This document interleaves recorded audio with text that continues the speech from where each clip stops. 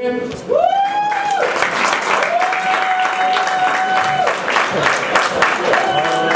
controller of the city of New York, John Luke.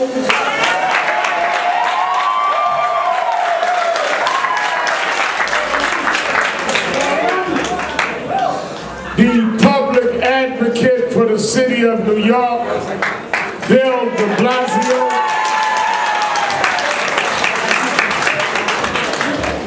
The former controller for the city of New York, Bill Thompson.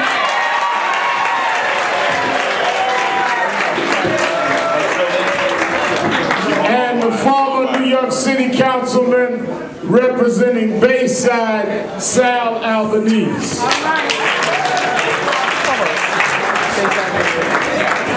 We are live on WWRL from the House of Justice of National Action Network, and we are going to begin by giving you all an opening statement of 2 minutes. Then I will ask questions, several from myself, several from the audience that they've written out on cards, and we're doing this from 8 till 9. So we want you to be concise, to the point, don't filibuster, and answer the question. I want you to direct your opening and closing statements to the problems confronting people of color in the city. African Americans and Latino have distinct problems, and we are having this forum to deal with not only how you would be the mayor for everyone, but in being mayor for everyone, how you would make sure that the distinct problems in the Black and Latino communities would be handled under your administration. We are doubly unemployed. We have the worst schooling.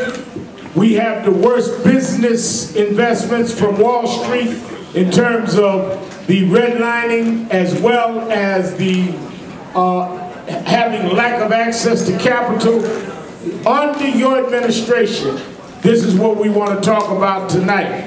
This is why this forum is different, because we want to concentrate on where you are. This is Dr. King's Day about making things equal.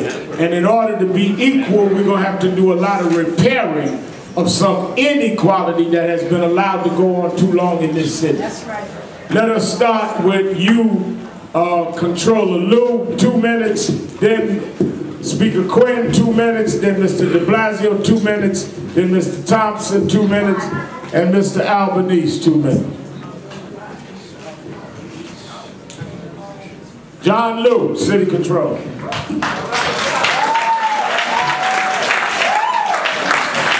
Thank you very much, Reverend Al. It's great to be here in the House of Justice. I have to admit, the first time I'm here on a Tuesday night. But of course, it's certainly well understood, because on Monday, as we celebrate King's Day, we're also going to celebrate the inauguration of President Obama to his second term in the White House. But today is the actual birthday of Dr. Martin Luther King Jr.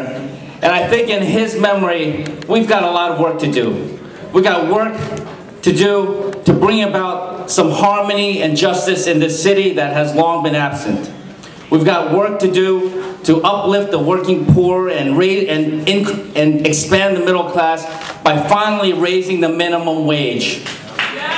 We've got work to do. We've got work to do to seek justice for the Central Park Five, who spent so many years in prison for something they did not do.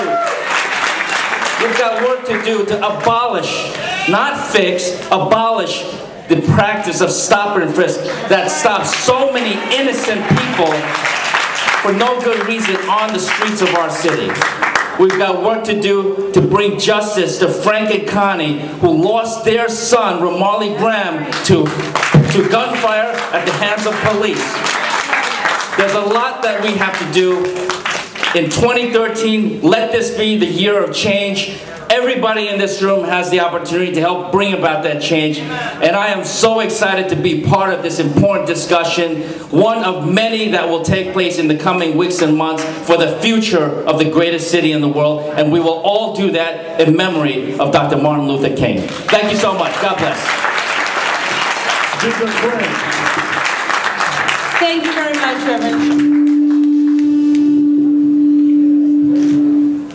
Whoops, I broke the mic already. That's not very good. Well, thank you very much, Reverend Sharpton, for getting us all here together on Dr. King's birthday to answer these questions and think about how we solve the problems that still exist in our city that make our city a not fully equal city. And one of the most biggest problems in that area relates to economic inequality. How much higher unemployment is in people of color communities, particularly amongst young men.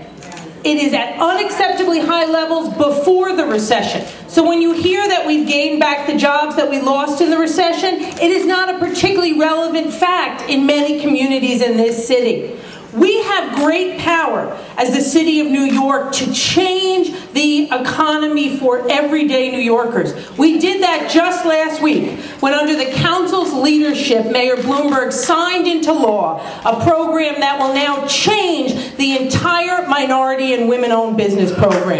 Before this law, the only contracts that MWBEs were prioritized for were contracts under $1 million. That's practically nothing in the city's budget. We've now opened up the every contract in the city's budget and said it must be prioritized for MWBEs. What does that mean? It means people like Lonnie Davis in Harlem, who own a company that repairs fire extinguishers, will now be prioritized in the city to get contracts fixing the fire extinguishers at Harlem Hospital, at public schools, at health clinics, everywhere. What else can we do? We can push programs we've created like Grocery Works that prioritize hiring formerly incarcerated men, putting them to work in supermarkets. We have seen this program not only have great retention rates, but already have men who are part of it on way to managerial jobs in supermarkets. What else do we need to do? Make it so that every child can walk down the streets of New York, going home, going to school, and being safe without being afraid of gun violence, so they someday can get these jobs that we're going to create using the city's contract power. Public Advocate de Blasio. Thank you, Reverend Sharpton. Reverend Sharpton, just in this last year, you helped us stand up to the unfairness of the stop-and-frisk policy, and you also helped us occupy the corners and fight crime with grassroots power. Thank you for that. And if Dr. King were looking at us today, he'd be proud of this movement. He'd be proud of some of the things we've achieved for sure. He'd be so proud of President Obama without question. And then he'd ask us 45 years after we lost him where we went astray when it came to economic justice and educational justice, and what we have to do now to actually create some momentum to bring equality. I think it's clear that we all see it every day. We're living a tale of two cities right now in New York City. For some people, immense economic security, great schools, safe neighborhoods. For a lot of other New Yorkers, working class and middle class New Yorkers, we are far from those realities. And there's things we have to do. When it comes to our reality of jobs and economics, we can't kid around about the things that actually create empowerment. If we've only scratched the surface of living wage legislation, we haven't actually taken the steps we need to create a stronger middle class. We haven't been able to pass a minimum wage bill in Albany that would fundamentally change the lives of people in this state. We don't have paid sick days in this city. We don't have the right of people who are actually sick, whose children are sick, to take time off from work. Even when they deserve it, they can't do it. And if they do, they might lose a day's pay or even lose their job.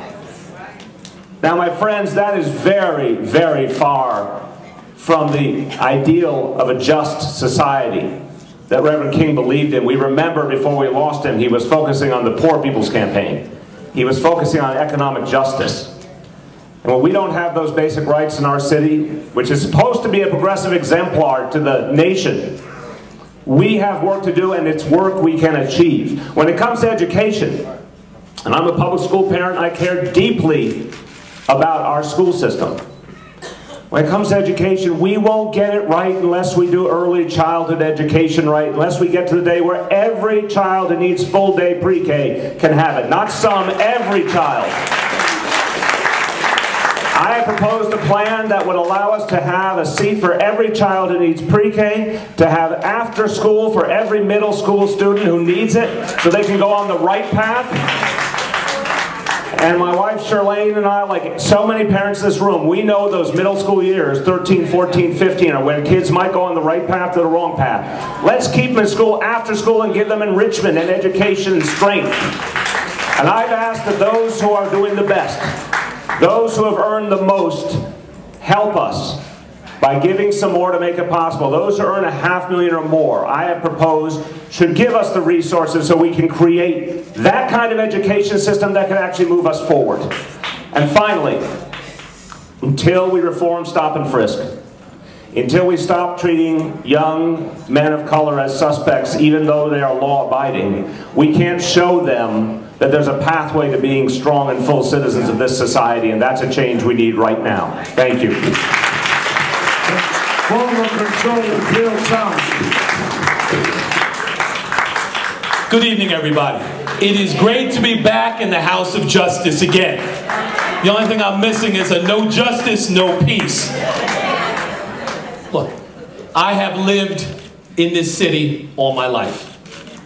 I've watched this city change. I've watched this city grow.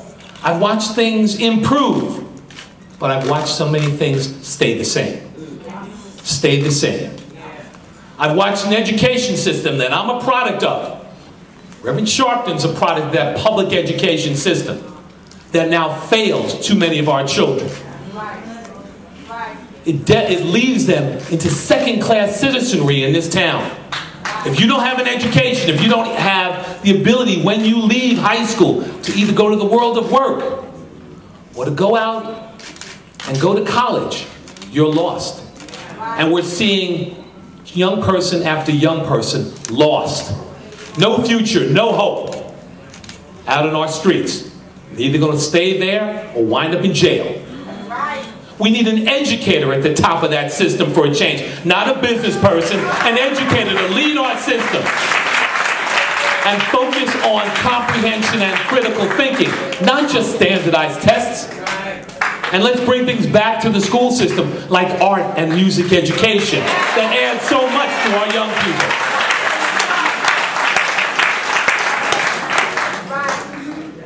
Crime in the city of New York. And no, in some neighborhoods, crime is going down. But it hasn't happened all across the city in the ways we want to see it. People, again, in different neighborhoods are living behind locked doors because they're scared. Because we need to make sure that crime is driven down across the city so each and every neighborhood is safe. But at the same point, I don't want to have a conversation, as I've had with my 15-year-old stepson, to have to tell him what to do if you're stopped. And when he looked at me and said, "But Bill, if I'm not doing anything wrong, why would I be stopped?" And I had to say to him, "Well, because you're black. There's something wrong with that." We need to change that in this city. We talk about jobs. No, we need to grow small business across the city of New York and understand, I want to keep big business here. I want to grow big business. Wall Street, that's fine. But at the same point, when we have unemployment in communities across the city of New York, black and Hispanic communities, where the unemployment rate is 30%, 40%, 50%, and men can't find work, and our young people, it's frightening at how the unemployment rate is affecting them. We need to grow those small businesses across the city of New York because that's community-based growth. That's what we need to do. And the Speaker mentioned legislation has been passed and signed by the mayor to help minority and women-owned businesses. But it's not a question about the law. If the person who sits in City Hall isn't committed to growing those businesses, minority and women-owned business, it's not going to happen. It won't happen. It's a question of what and who sits in City Hall. So we need to change New York. We need to make sure that New York really is a city of opportunity and fairness for all New Yorkers. Former Councilman Sal Albanese.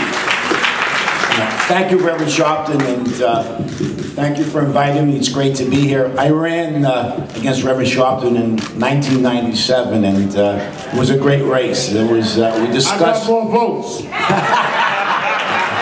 Don't rub it in. But the tone of the race was one of positive discussions about the issues. It was a very civil, very good campaign where we discussed the critical issues facing the city. In this race, I'm glad he's not part of the process because, as you can tell, my oratorical skills are not as good as the Reverend Sharpton. I used to follow him sometimes in debates, and it was tough.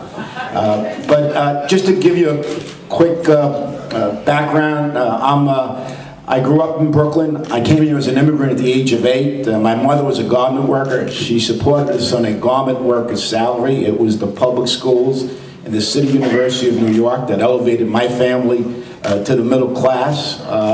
And those are the kinds of services I want to provide for all New Yorkers.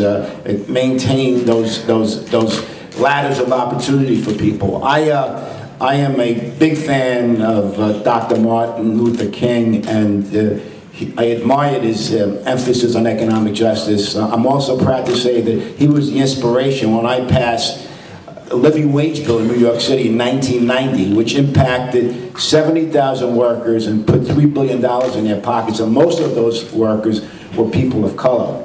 And those are the kinds of things we need to expand because the income inequality is growing throughout the country. So I'm looking forward to this campaign, to discussing the issues with my colleagues and also with the people of the city of New York. What I say here, I will say throughout the city. I plan to be straightforward and have an open discussion with all New Yorkers. And we look forward to a great campaign and a much better city in the future. Thank you. All right, thank you all for your opening statement. Let me go. These are 2-minute answers. When you see the young man with a sign up, that's not vote for me. That means 1 minute, 50 seconds, stop. That's what that means. So please abide by the time limits. We in the African American and Latino community have serious problems in the criminal justice system. You all alluded to it. If you are elected mayor, I want to start with Sal Albanese and go around and end with Speaker Quinn on this. If you are elected mayor, one, what would you do about policing in the city? What type of police commissioner would you appoint? Do you have any names in mind? Would you maintain the present police commissioner? And would you maintain stop and frisk? 3-part question on criminal justice. Sal Albanese.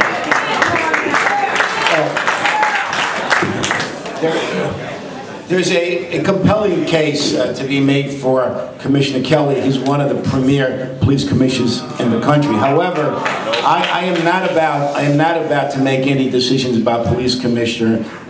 You have to do due diligence when you hire personnel. There are a number of great commissions that the mayor has in place that I would consider retaining. The issue of stop and frisk is a very sensitive issue, especially in communities of color, and it threatens the relationship between the police and those communities.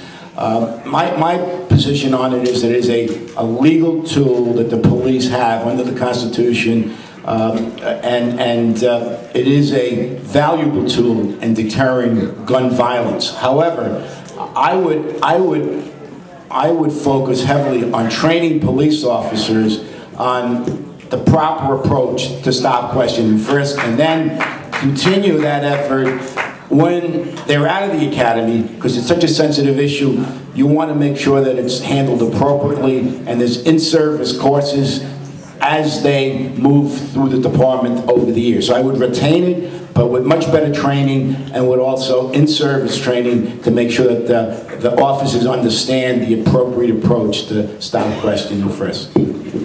Mr. Thompson. The first thing, when we talk about criminal justice, we have to talk about education, and I started there. This is about providing the tools to young people so that they are able to be able to make a living, to be able to stay in New York and bring their families up. Number two, it's also about diversion. It is a question of trying to keep our young people out of the criminal justice system. And when they make a mistake, and there are different things being done across the city in different district attorneys' offices and other places that keep young people out of the criminal justice system. We need to do all of those together. When it comes to stop and frisk, I've said to stop and frisk when the constitutional safeguards that are supposed to be there are in place is a useful policing tool. Right now it is being misused and abused. Misused and abused. We need to make change to that. And in answer to the question, I've been vocal in saying, and it isn't just about Ray Kelly. I've said that I'm going to bring my own team to the table. Commissioners, deputy mayors, and others. I'm not keeping other people's people. I want people who are going to exercise and follow through on my vision. On my vision. So I don't have a police commissioner in mind yet, but I do know that the current police commissioner will not be retained.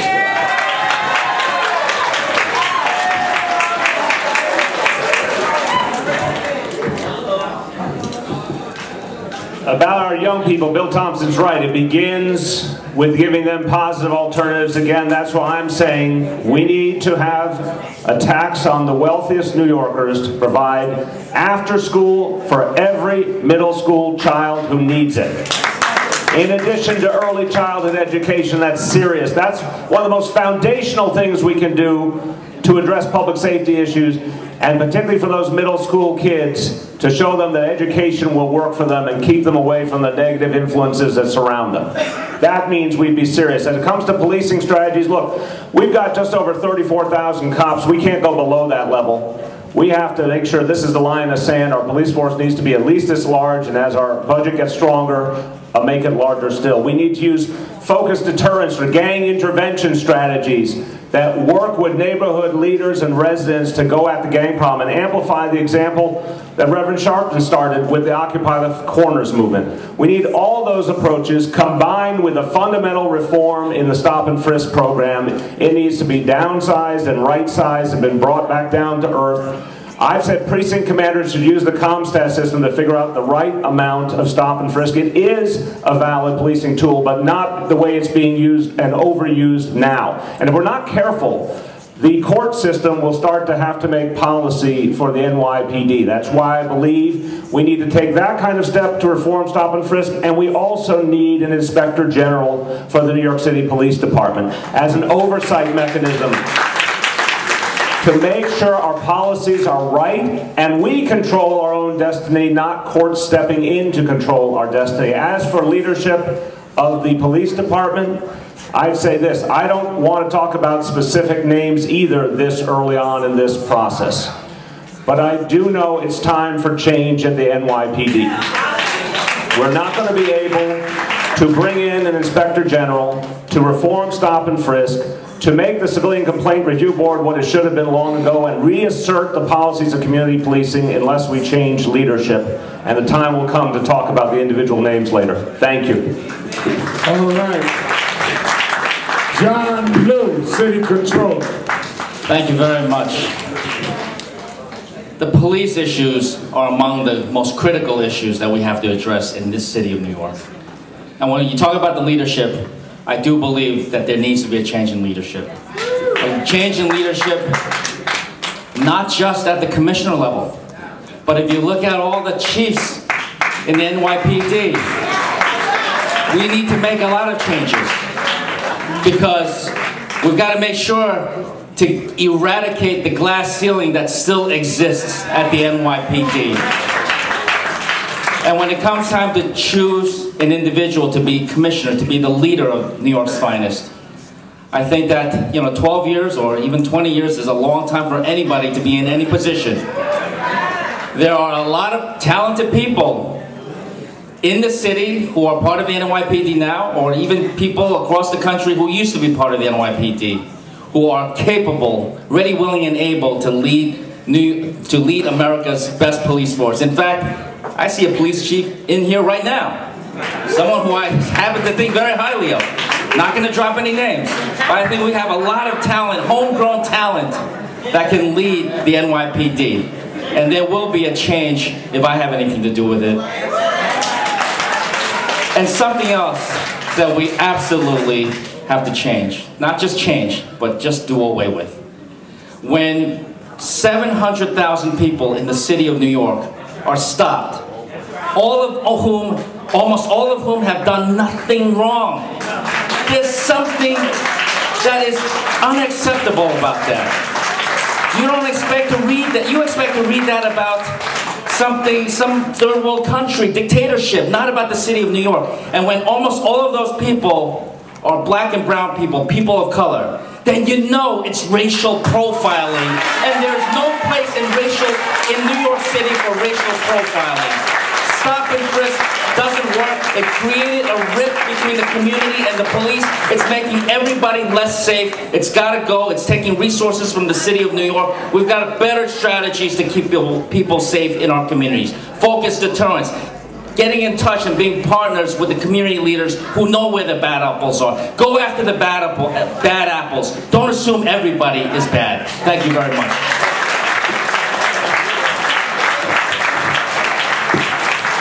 Let me say, John, I appreciate it, but I'm not interested in being the police commissioner. But Speaker Quinn. Thank you. Comptroller Thompson is right to remind us that education is completely connected to the issue of criminal justice and public safety. But in another way that sometimes we forget, we have police in many of our New York City public schools. And that's why we passed the School Safety Act, the Student Safety Act, to make sure we are monitoring what is actually happening in those schools and we aren't turning our schools over and making them places armed by police officers that make students feel like they are targeted when all they have done is try to go to school every day. We also need to remember that a critical part of a comprehensive criminal justice policy is having good alternatives to incarceration, to making sure that our ATI programs are fully funded. That has been a priority year after year to us in the City Council. It also means making sure we have community-based mental health programs. That's been a key component of our anti-gun violence task force. And let's not forget, our anti-gun violence task force, which was led by Jumaane Williams, was born in a discussion at one of Reverend Sharpton's prior Martin Luther King Day events here, so I thank you for that. Now, on the question of stop, question, and frisk, there is no question that when you have 700,000 stops or more that are almost all concentrated, targeted on men of color, that have yielded an insignificant number of guns, your program is off track. We've lost any focus on the quality of the stop and only focused on the quantity of the stop. That's why we push the police department to give the CCRB prosecutorial authority, something it hadn't had for a decade. That's why we pushed for training, and we've seen the numbers go down, but not far enough, and that's why we are in negotiations now to move forward on legislation which will, by law, bring greater infrastructure and constitutional protections around stop, question, and frisk in this city. Now, I just want to say on the question of Police Commissioner Kelly, notwithstanding reports, I have no jobs to offer to him or anybody else, so I have not. But what I have said, and I'll say it again, is that I think anyone who is the next mayor would be lucky if Police Commissioner Ray Kelly stayed. Now, I want to say something. Wait a minute. The question around who the police commissioner is, let me be clear. I think there are a lot of good things Ray Kelly has done, but I believe you can think people have done good things and not agree with everything they have done. I believe you can see the potential in somebody but know when they've gone wrong. And let me be clear, if I'm mayor, the police commissioner will work for me. And that will include a mandate to stop unconstitutional stop, question, and frisk, to stop targeting only or mostly men of color when you have no real evidence that they have guns in their pockets. That'll be a difference if and when I'm mayor. Thank you. All right. One question. This is not a 2-minute answer. I want yes or no. before we leave this area. Yes or no, would you support as mayor residency requirements for New York City Police? Yes. Yes. Residency for police officers? Residence. No. People can't afford to live in the city of New York. That's the problem. They can't afford it. Would I like to support it? Yes. Should they be living in the city of New York? Yes. Theoretically, I agree with Bill on this. The problem is it's unaffordable to live here, so it would be difficult to mandate that they live here. All right, next, in terms of the high incarceration rates of young men of color and young women of color as well, one, what specific programs would you initiate under your administration to redirect young people, to bring young people that have been incarcerated back into the mainstream? And lastly, to deal with those like the Central Park Five who should be given justice. Would you advocate as mayor the solving of their case and stop fighting for what they're going through in the courts? Three-part question. I'll start with Ms. Quinn and come back. That's how we deal with the question of incarceration. What programs would you institute? Secondly, how you would deal with the recidivism and bringing them back. And third, would you tell the city as mayor, solve the Central Park case and pay it? So one of the first things we need to think about when we're thinking about incarceration is how do we get the number down? Key part of that is making schools better, making schools in every neighborhood quality schools. What does part of that mean? It means we need to expand early childhood education. We need to continue to put more resources into middle schools. When does somebody start dropping out of high school? In middle school. You want to do dropout prevention? We need to make middle schools better and stronger. For the past 5 years, working with our education chair, Robert Jackson, we've pumped $25 million into our lowest performing middle schools. They are no longer our lowest performing middle schools.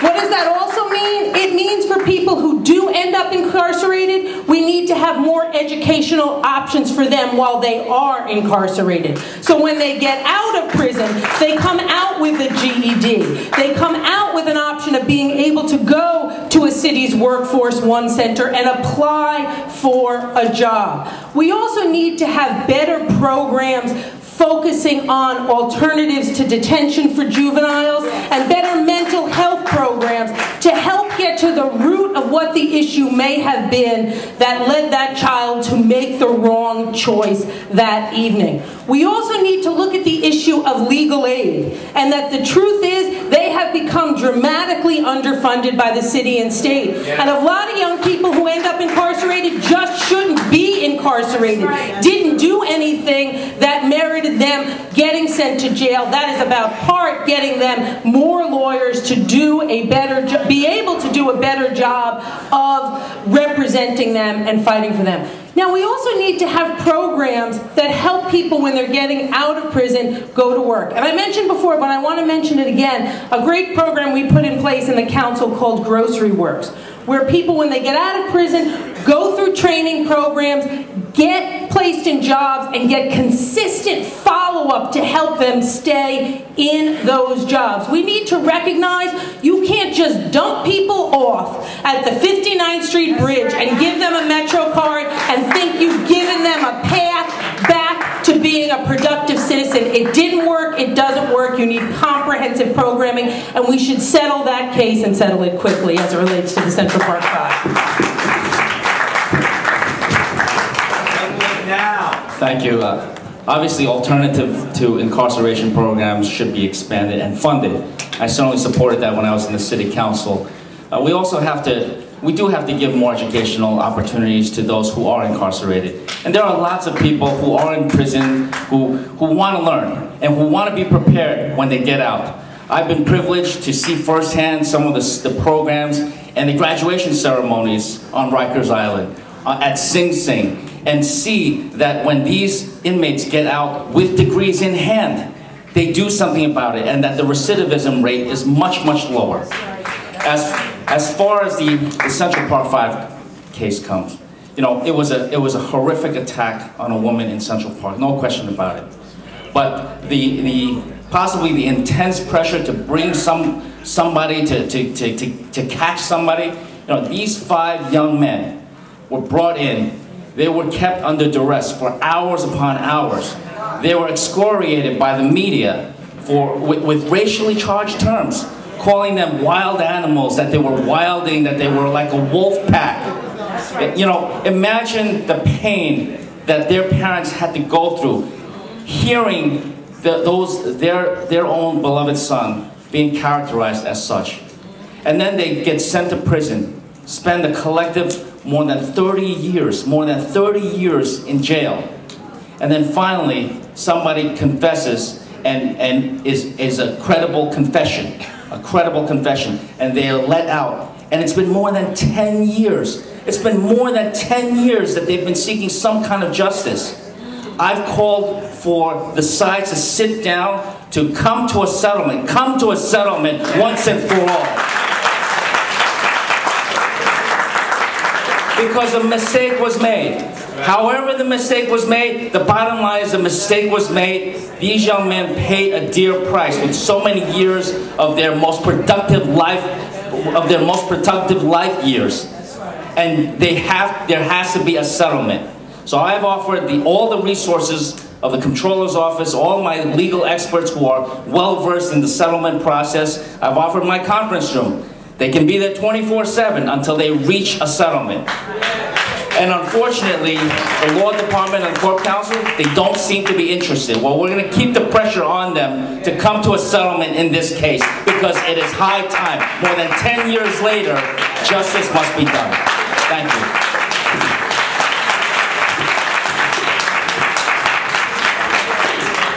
Rolling back a quick second, I mentioned how important it is to have strong oversight of the NYPD, and I failed to give credit to a very impressive young man who is amongst us, one of the rising stars in our political scene, Councilman Jumaane Williams, who's been a champion for that bill. Thank you.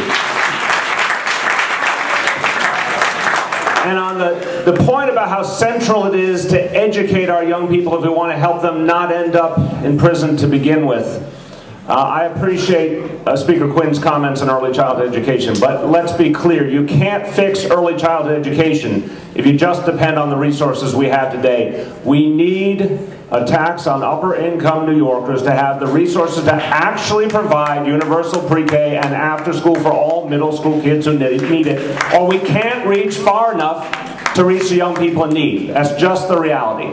Now, here's another point. If we want young people, or any people coming out of prison, to be productive members of society, then why are we doing so little in government and in the business community to give them another chance? Why is there this contradiction?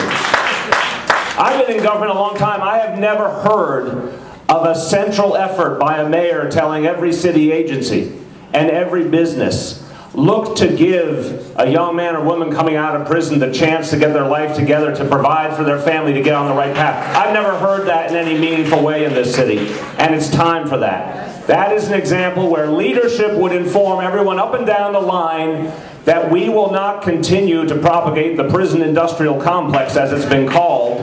We're going to do something about it with the vast resources of our government and of our business community. We have so many tools, like community courts, that could have a profound impact on getting kids, young people, away from the prison system. We have the legislation, albeit it must be passed, that will end the practice of giving a young person a criminal record because they pull out marijuana at the request of a police officer. That bill must be passed, or we're going to keep saddling young people with criminal records they don't deserve. So there's a lot we can do. And as for the Central Park 5, it's time for justice. It's time for this city to treat them right and settle this once and for all. Thank you. Mr. Thompson. Let me start. It is up to the mayor of the city of New York who the Corporation Council is. The Corporation Council can either settle Central Park 5 case or not. It is clear It's not up to the Corporation Council of the City of New York right now. It goes to City Hall. It's being told, don't settle this case. My Corporation Council will settle this case. Injustice for so long has been deferred needs to be realized finally. My Corporation Council will settle this and do it quickly. That's first. Number two, talked about education and the need for education to help keep young people out of the criminal justice system. I remember, as a young person, after school, we went to junior high school 35. I grew up in Bedford-Stuyvesant. We went to junior high school 35. They were open from 6 o'clock to 9 o'clock at night. It kept us off the streets. It kept us out of trouble. That's what we need again to do, to go back, to be able to have schools as safe havens, to be able to have them open after school, to have educationally focused, a continuation of the day, extended day in our schools, and then in the evening, place for young people to stay so they can stay out of trouble. When we start to look at prison, and I talked earlier about the need for diversion, let us keep people out of the criminal justice system. Nonviolent crimes and others, keep them out. They don't belong in there. But at the same point also, when they are in, we need educational programs. You look at the number of young men and women in the criminal justice system, they're functionally illiterate. The vast majority are functionally illiterate. Provide the education that they need so that when they come out, they have some education that they can work with. And the City of New York needs to stop lying to people. We talk about job programs and what the job programs there now. Basically, let me get you a job, let you stay there for 6 months so the city can get credit, and then we'll drop you. We need to work on real job training for real jobs and make sure it's about retention and it's about keeping people in jobs. That's how we bring recidivism down. Offer people hope, give them real lives, give them real jobs, keep them out of jail. That's what we do. Thank you, Bill. I agree with many of the comments of my colleagues. Education is pivotal to keeping youngsters out of the criminal justice system. I believe that it should start before pre-K. As many of you know, some of you know, I was a public school teacher. I taught for 11 years, and I saw young people coming into these school buildings. They came from very stressful backgrounds, many of them from poverty. Poverty is the most common link to learning impairment. And I always wondered how these kids functioned as well as they did, coming from the stress and the chaos that was home. And I would like to see us address early intervention. I'm talking about from 6 months on. I'm talking about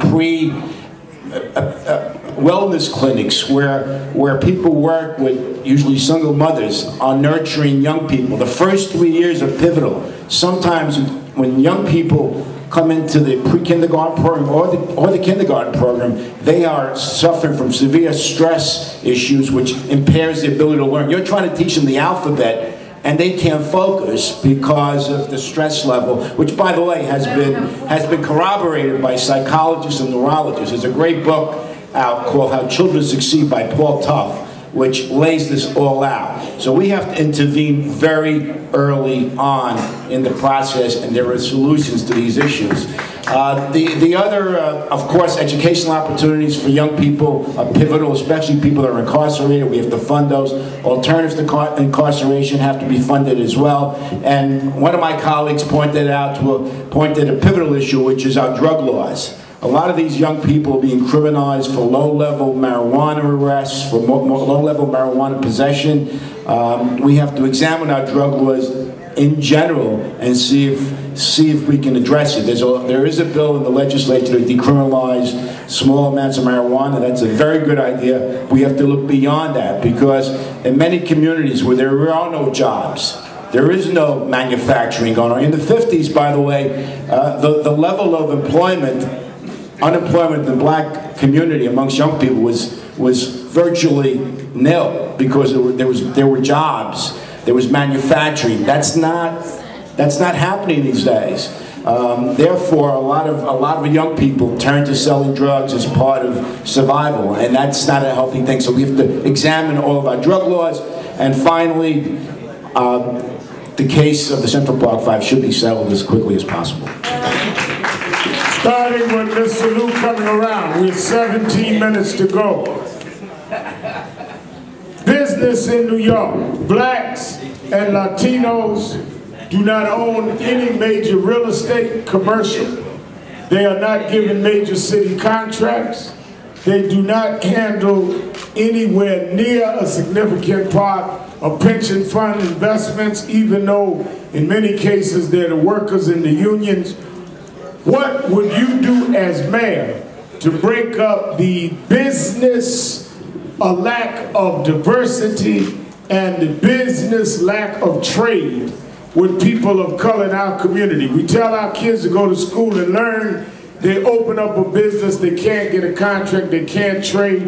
We're in the city on Wall Street, and we cannot get to first base. We live in the Big Apple, and we can't get a bite. What will you do? Well, thank you very much for this question, and in fact, I would say this has been my highest priority as controller, and it will stay my highest priority, whatever I get elected to.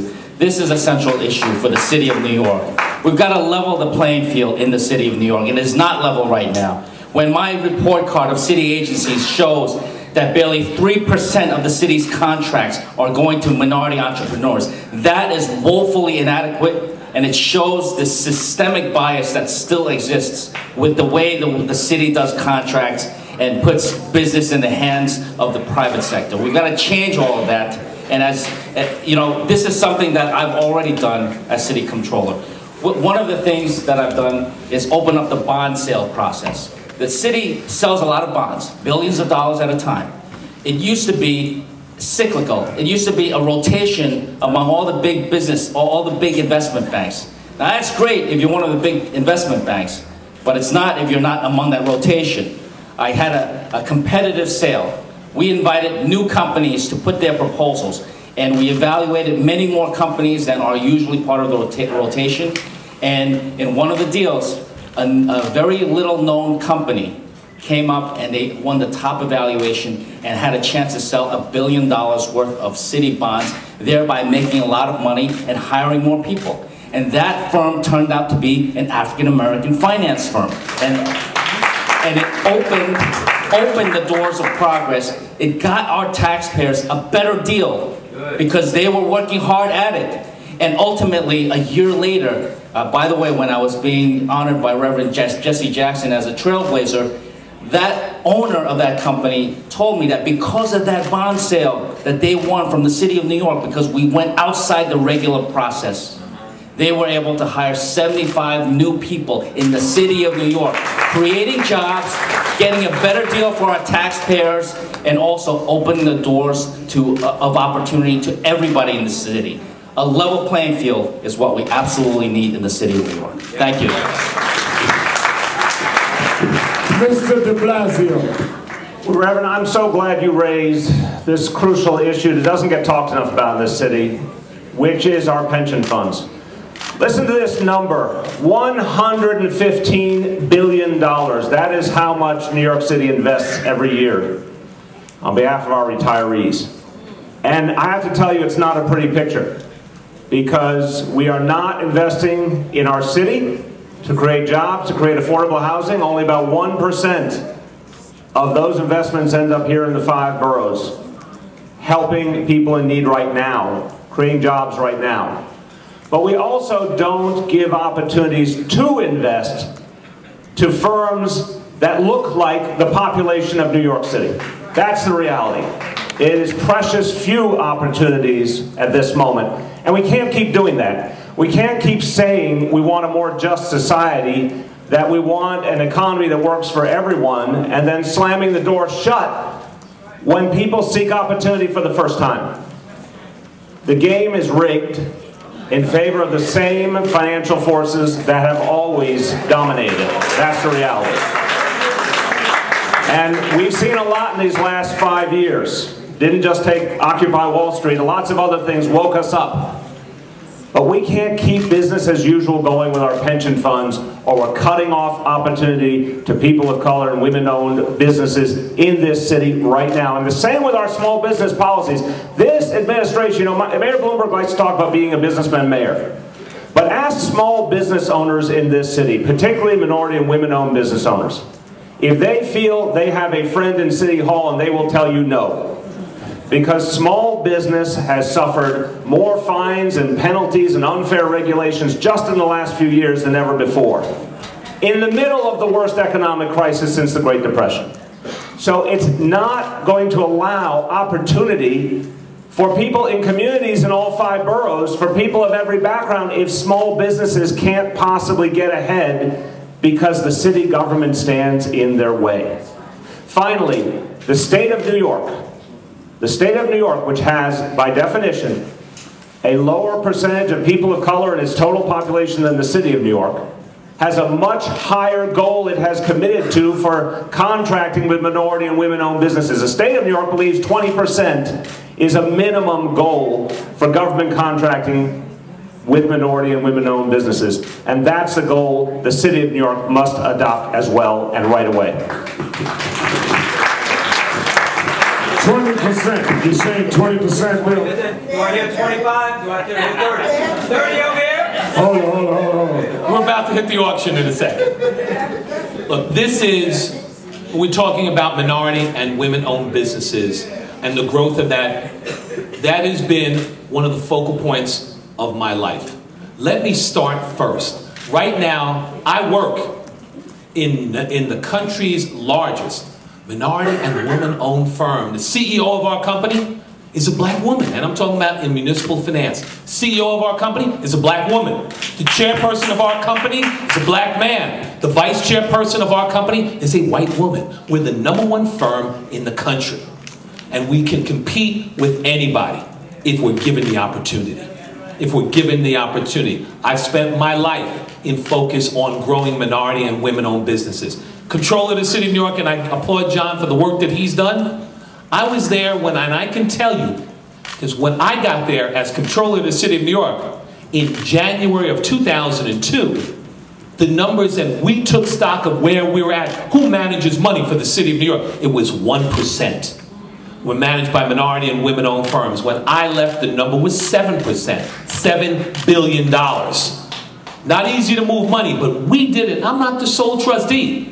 I had to lead, we had to do RFPs, we had to go out and bring the firms to New York. But when I left as Comptroller of the City of New York, the word was, if you have the talent and ability to do business with the City of New York, you will get access and the opportunity to do that. Now, we talk about the state of New York, and the governor has set a goal of 20%. And I'm proud of that. Why? Because I chair the team, the task force that the governor put in place to make sure that that happened. To make that 20% happen for the state of New York. And if we can talk about 20% for the state of New York, that should be the minimum for the city of New York. The minimum for the city of New York. We want to grow businesses, minority and women-owned businesses across the city of New York in all 5 boroughs. That's a growth engine for the city of New York. That changes the way business is done in the city of New York. That builds institutions that will be there when I'm no longer mayor. So this is about, and when we talk about minority and women-owned businesses, don't overlook it. This is about growing the future and changing the way that business is done in the city of New York forever. Mr. Albanese. Thank you. I also support efforts by the city to ensure that minority and women's businesses get a fair shot at city business. The city lets billions of dollars in contracts. We will be assertive in including minority and women in bidding for these contracts.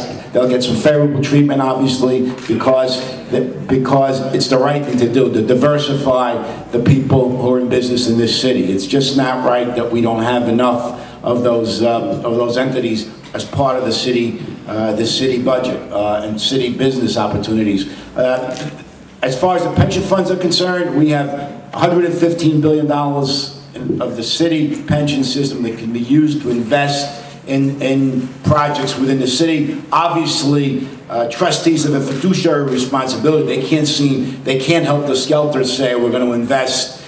We have to make sure that those investments have a fair return, because we're talking about the money that retirees depend on for their pension. So we've got to be very careful about that. There's a fiduciary responsibility involved. So I will do whatever I can to promote pension investments in city projects, and also in minority and women's enterprises. With the caveat, the fiduciary responsibility is essential, because these pension plans are what many retirees live on. So we've got to be very careful. Ms. Quinn. Thank you. You know, what everyone is saying is right, that the city of New York has an enormous financial power in the marketplace. And the problem is we've never really harnessed that power with the priority and the focus of addressing ending unemployment in communities of color and expanding business growth and business ownership in communities of color and in the women's community in New York City. You know, when we passed the recent MWBE law, we had a component in it we call MWBE stat. What does that mean? It means that every agency head or contracting head is going to have to go in and see a direct appointee of the mayor on a quarterly basis and report on how well they are or are not doing in getting contracts to MWBEs. What does that mean? It means it's going to be a legal requirement that this is a priority under the next mayor. And Billy Thompson's right, it's about making it a priority. And if I were mayor, it wouldn't just be with contracts. It would be using the power of the mayor in the pension fund to drive investments into diverse places. It would also be about using the power of the banking commission to take the enormous amount of money the city deposits in banks and diversifying where we deposit that money. Why aren't we depositing that money into credit unions? We need that state restriction changed. Why aren't we depositing more of that money in Amalgamated Bank and Carver Bank and banks that are helping get loans out to women, people of color, and low-income people? We have an enormous power to move the marketplace in New York City more than any other entity short of the federal government. We've never used it. We've never harnessed it. We can do that, and we can see tremendous change in who are the financial leaders of this city and in raising employment in every neighborhood in this city. All right. Another question from the floor. What is your stance on charter schools, co-locations, and teacher evaluations? Three-part question. Charter schools, co-locations, which is charter schools and public schools for those listening on radio, and teacher evaluations. We'll start with Mr. de Blasio and go around. I think this administration has been fundamentally unfair to parents and to people who work in schools in so many cases by forcing one school into another school's building. And we have seen it over and over again. We saw it with Wadley here in Harlem. We saw it at the Brandeis complex in the Upper West Side. We've seen it over and over. There's no real discussion with parents about what it will mean for their children. There's no attempt to work with teachers and administrators of the existing school to figure out what will work best. It's just, from the mayor's point of view, his way or the highway. And that doesn't work. Here's the problem. And I say this as a parent. I've seen it and I've heard so many parents say it. It's not that it's bad policy and it's not democratic. It doesn't work. Because a lot of kids get left out in that equation. A lot of good schools get set back in that equation. Now, we're going to have a debate in these coming months, and I would suggest we ask the question of everyone, did you stand up when the mayor and the chancellor did these unfair things to schools, or did you look the other way? And I'm proud to be one of the people who stood up to fight them. So co-locations, I have suggested an entirely different process. where parents and communities have a real role before anything gets decided, and if a plan isn't going to work, it doesn't happen. So that's point one. On charters, charters have a role to play, but they're not the panacea that the current administration makes them out to be. Some charters help our kids, some don't. Some do a good job, some don't. Some include every kind of kid, including English language learners and special ed kids. Some don't. So I believe charters have a role to play, but they don't get the blank check that they've been given by this current administration. So that's co-locations and charters, and the third was? Third was teacher evaluation. Teacher evaluation. The law was passed in Albany last year, or earlier this year, last year, that allowed us a better teacher evaluation system that respected the vast majority of teachers who are doing their job and doing it well and care and are getting better with every opportunity to learn and grow, but helped us find that small percent that did not fit the teaching profession and help them move along. So we have the right model coming out of Albany. But here in the city, Mayor Bloomberg refuses to negotiate a fair outcome so we can build on that model locally. And he demonizes the teachers, and when you demonize the workforce, where on earth, find me the management book that says demonizing your workforce is going to get you a better product. It's not fair to our teachers, it's not going to help our kids, and the only way we're going to get a good evaluation system in New York City is to have a mayor who respects and cares about our teachers.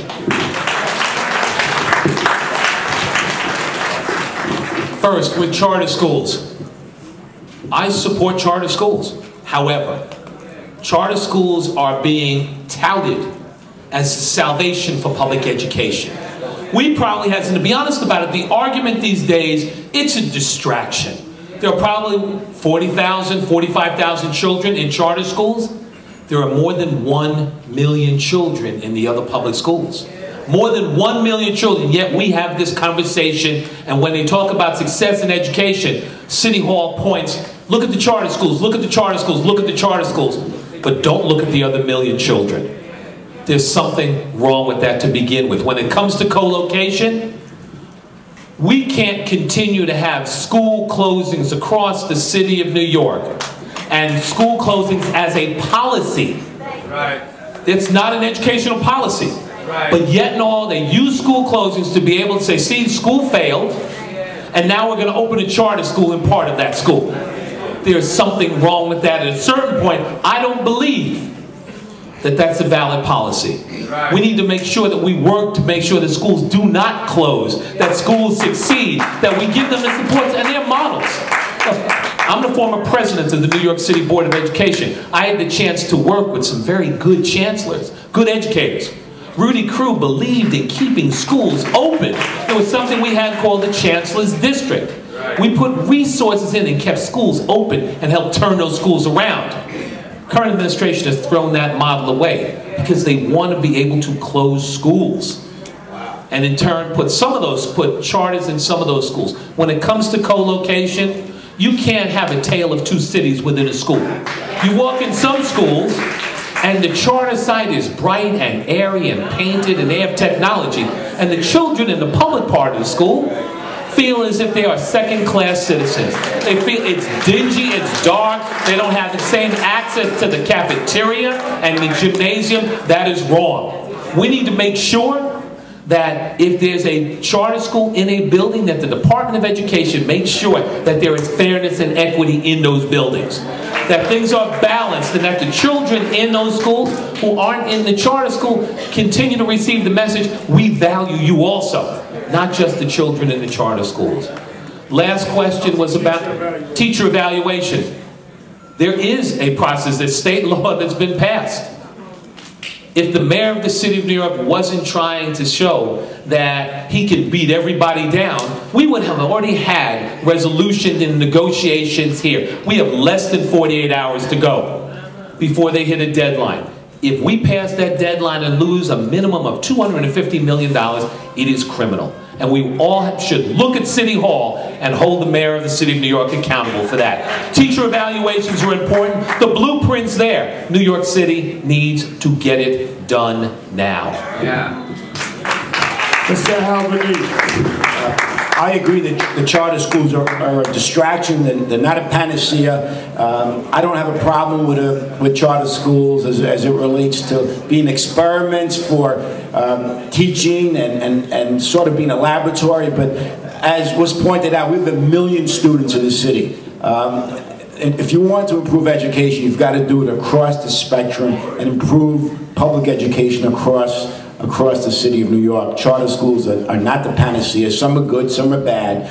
I have 2 daughters who are teachers. As you know, I was a teacher myself, and both of them have told me that the environment in the school buildings that they're in is negative because they feel that they're being demonized. So when you demonize the workforce, as was pointed out, that does not make any sense, and that is across the board. I don't think the mayor means to do that. I don't understand why he does it, but it's really having an adverse effect on the people who are on the front lines, teachers. The other thing about teaching is that besides teacher evaluation, we have to look at the way teachers are trained. I remember walking into John Jay High School in Brooklyn as a new teacher, and they gave me a lesson plan, and they said, sink or swim. I went into that classroom without very little support, and it was sort of learning on the job. I mean, you really need mentoring, you need a support mechanism to make sure that you're able to learn how to be a good teacher. Many teachers leave after the first couple of years simply because they don't have the support and training. Some of them aren't meant to be teachers, but lots of them would be retained if we gave them the support and training, and also provide a real student teaching experience where they spend a year as almost like a doctor who's an intern, really learning how to teach. We're not doing that. I support teacher evaluations across the spectrum, including looking at test scores, but that shouldn't be the only issue. That should be part of the teacher evaluation program. As was pointed out, the plans are in the works. The teachers support a teacher evaluation system. Let's go forward. Charter schools, the consensus should be, there should be consensus when there's co-location. The community should be involved. There should not be this adversity, this strife that's taking place. Ms. Quinn. You know, on the issue of charter schools are part of our system. That's not going to change. But charter schools are never going to be the answer in our system. On any given day, they teach charter schools a small percentage of New York City's school children, and we need to recognize that and start focusing more attention on all of our district schools and less on charter schools. And Comptroller Thompson is absolutely right. We need to end the days that the charter floor looked lovely and the other floors in the building looked just not up to snuff at all. That's why now when you get a capital allocation from the City Council for a school, you get it for the whole building. The charter can't suck up all that money just for their floor. It has to go into the whole building, because we saw that happen in bad faith ways too often. Now, co-location is a reality with charters and with district schools. But you know a system is not working when the proponents of charters say it's broken and the opponents say charters say it's broken. We have to reform the co-location system to make it transparent and make it consistent, so it's the same in every neighborhood, in every school. And we have to stop making closing schools a goal and an achievement. When a school closes, and that might have to happen sometimes, it's a tragedy. Not something we should feel good about. That's why today I proposed we put in place a red alert system. So when we see absenteeism going up, when we see other problems in a school, we intervene early. We don't wait till the last second, give that school a year, and then pull the plug. We need to intervene early with extra resources and extra attention to help those schools turn around. And there are strategies from places like Truman High School in the Bronx and New Dorp High School in Staten Island that have worked in big, diverse schools to turn them around. On the issue of teacher evaluations, clearly we need to come to a deal by Thursday. And part of that is stopping vilifying teachers and looking at models. Looking at models like Newark and New Haven that are in place that have brought people together. But the other part of teacher evaluations is realizing it's just a part of the process. You know, Bill Clinton said there was nothing wrong with America, that what was right about America couldn't fix, and that's true about our schools. There's nothing wrong in New York City schools that what's right about New York City schools can't fix. That's why I've proposed a mentor-teacher program, where we give every first-year teacher a mentor-teacher. We offer senior teachers the opportunity to take 2 years and be mentors, to go through an academy at CUNY where they'll learn how to help first-year teachers excel to the best they can be. That added into a fair evaluation will see teacher performance and teacher retention and student success skyrocket.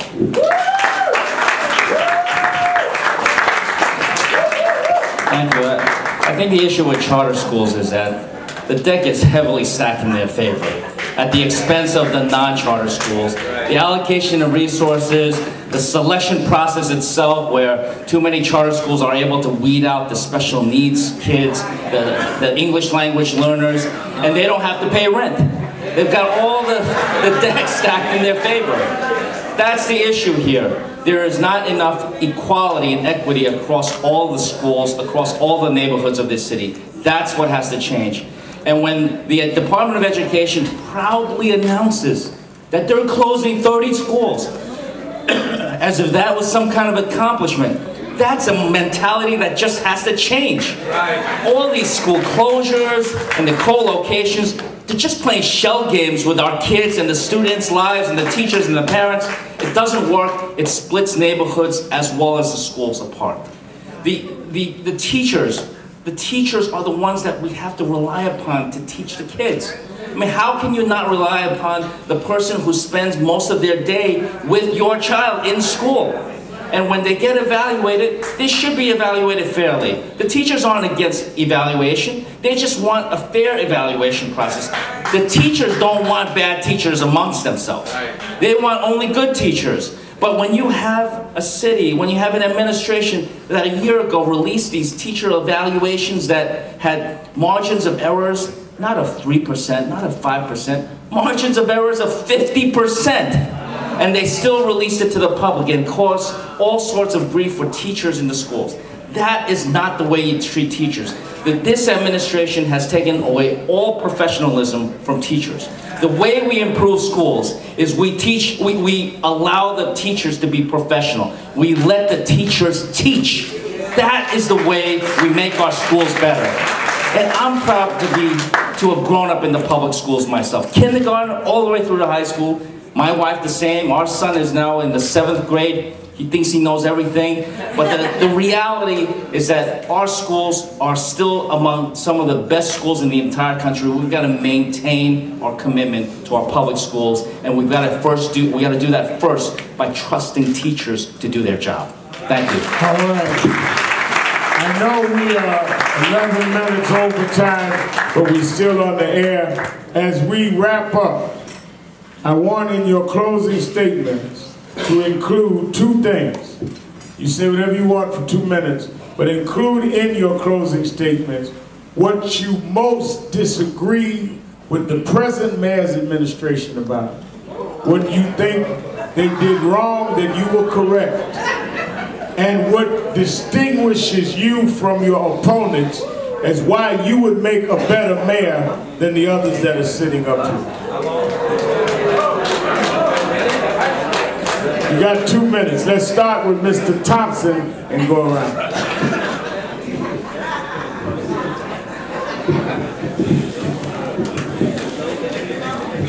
I think my area of biggest disagreement with the current administration has got to be with our education system.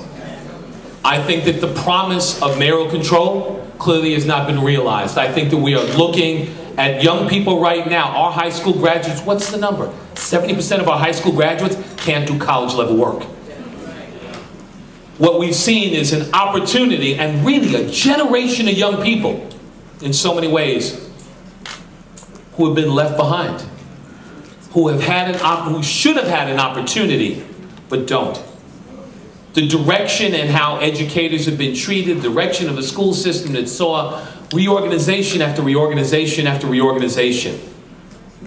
And in the end, are our children better off? The answer is no. So I would say that my biggest disagreement with the current administration has been the promise of what could have been hasn't been. And in the end, teachers and everyone who disagrees have been demonized and attacked. That is probably my area of biggest disagreement, because it's had the longest impact. And it will have the greatest impact on this city's future right now. So that is one thing. How I distinguish myself from my colleagues, and you know, this is one of those, you don't necessarily want to go first. However, to be honest about it, it is my background. It's my background in the city of New York. It's my upbringing and with my parents. My mother, New York City public school teacher, my father, you know, a former justice, a former elected official. But it's the things that I learned from them, and my career spent as a special assistant and chief of staff to United States Congressman, deputy borough president in Brooklyn, member of the New York City Board of Education, president of the Board of Education, the controller for the city of New York for 8 years. And every place I've been, I've stood up and distinguished myself. What is it that distinguishes me from my colleagues? My background. I believe I'm the best qualified person to be the next mayor of the city of New York. And I did that on the facts. Look, this is a closing, and he's basically saying I'm out of time. Look, this is New York City. This election is New York City at a crossroads. This is a question of what direction we decide to go in. Are we going to continue to go down the path that we've been going down right now, that has created opportunity for some, but not for everyone in this city? Are we going to go down a different path, change direction, put somebody in the city, in City Hall, have a mayor who represents all the people of the city of New York, who understands what the problems are for the people of this city, and gets out and leads, who's going to provide opportunity for everyone, and isn't going to sit back and be comfortable as long as a few have chances and not everybody. That's what this election is about. That's what I bring to the table. That's why I believe I'll be the next mayor of the city of New York. Thank you.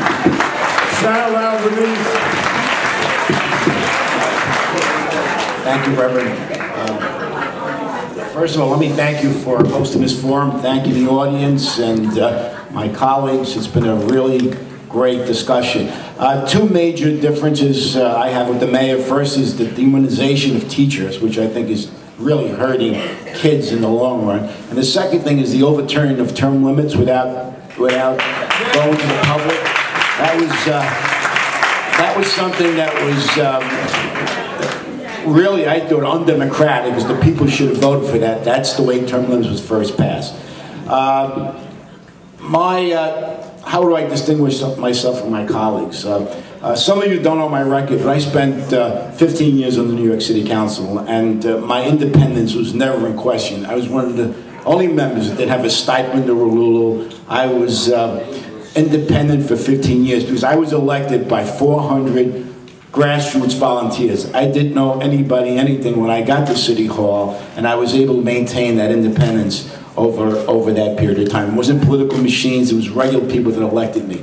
And you hear a lot of rhetoric up here about all of the ideas that we're going to put into place, but the bottom line is that unless you get there with a wide base of support from regular New Yorkers, and we have a vehicle for doing that in the city with matching funds, and you're not indebted to special interests, and you've got a record of independence, all of these things are going to be hard to implement. I mean, you can poll and you can find out how people feel about issues and regurgitate that, but the bottom line is that you have to look at how you get there. Who's supporting you? And I want to get to City Hall with a wide base of support from average New Yorkers across the city and every neighborhood, so I could run the city for all New Yorkers. So thank you very much for having me here tonight. Speaker Quinn.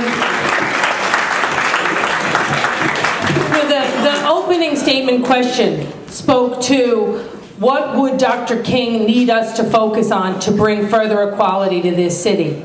And most of us mentioned economic inequality in our opening statements. And I mention that because two of my biggest disagreements with Mayor Bloomberg are around the issue of economic equality and how we treat the least among us. You know, we in the council spent a long time and worked hard and passed a living wage and a prevailing wage bills. And I think Mayor Bloomberg was very wrong to veto those, but worse, he's wrong to be in court right now, in suit with the council, 32BJ, and against RWDSU. We will fight every step of the way in court to defend those laws, to get them implemented, to bring wages up for workers all across the city. I'm also sad to say that we are also in court fighting Mayor Bloomberg on his homeless policies.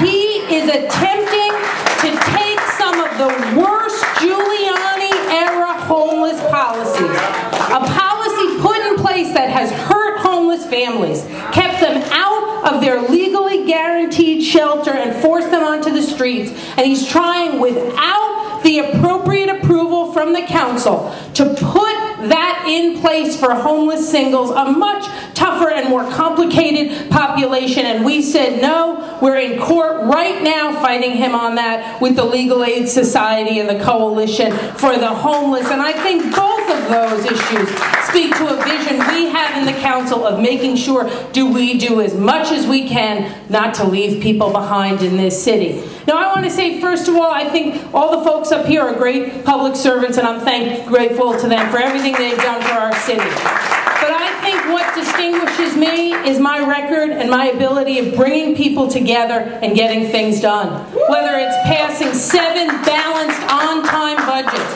whether it's working with the mayor and my colleagues and putting $3 billion aside in a trust fund in the good years so we had money to protect us in the bad years.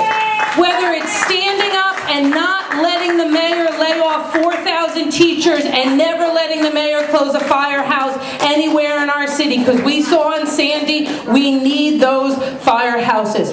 Or whether it's passing legislation that affects and addresses the real needs New Yorkers have. Under my leadership in the council, we've passed more pro-tenant, more pro-housing preservation legislation than any council in history. Right now, for the first time in New York City, if your landlord is harassing you, you can take him to court. You could have never done that before. New Yorkers want in a mayor somebody who brings people together, who's focused on their everyday problems and gets things done, and that's what my record shows. Thank you all.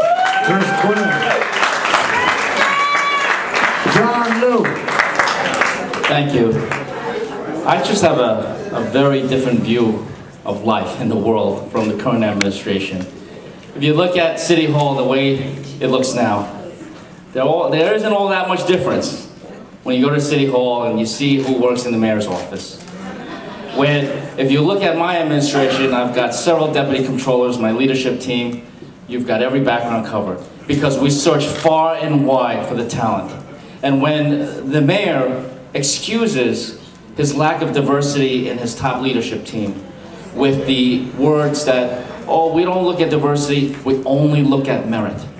That is as offensive as things get, because it implies that in a city of 8.5 million people, you can't find leaders that actually represent the way the city looks, the way the city thinks, the background of the city. That is something that has to change in New York. And until it does, we'll never see a significant increase in the number of MWBEs that get city contracts. We're not going to be able to whittle away the persistent unemployment disparities that afflict communities of color more than anybody else. Not because people there don't have the talent or the skills, but because they don't have the opportunities. We've got to level the playing field for everybody in the city of New York. And speaking of leveling the playing field, I want to thank Reverend Sharpton, and I want to thank the legacy of Dr. Martin Luther King Jr. for giving me this level playing field. Because I've got these incredible colleagues in government. They have spent entire careers in politics and government. Their families have been in government. Me, I'm an immigrant who came to this country. We have very little. I never dreamed that I would ever run for office, let alone be the city comptroller of the greatest city in the world now. And so for me to be standing on a level playing field with these fine New Yorkers, it's a proud moment, That's the kind of level playing field we need, not just for me, not just for somebody like me, but for everybody in the city of New York. Thank you so much for this opportunity, and God bless all of you. Thank you.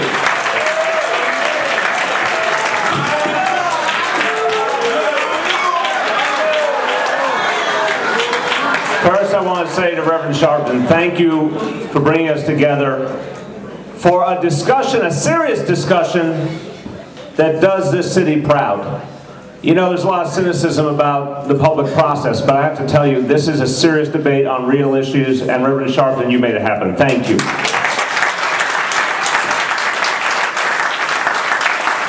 So, my problem with the current administration, besides the fact they should not be there for a third term, they got ill-gotten gains, and I was very proud to lead the opposition in the city council against the mayor's subversion of democracy that gained him that third term, because we knew it would be more of the same, but a weaker version of more of the same.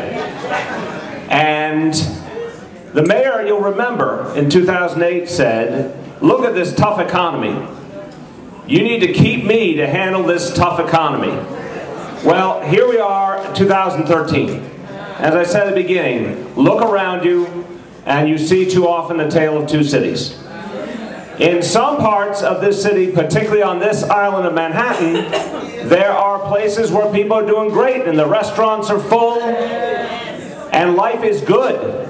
And I'm happy for those people that life is good. But for so many people in the neighborhoods of our 5 boroughs that make up this full city, life is not what it should be. Jobs are scarce. 9% unemployment right now in New York City. An absolutely unacceptable figure. And that doesn't seem to me the work of someone who stayed an extra 4 years to save us from the bad economy.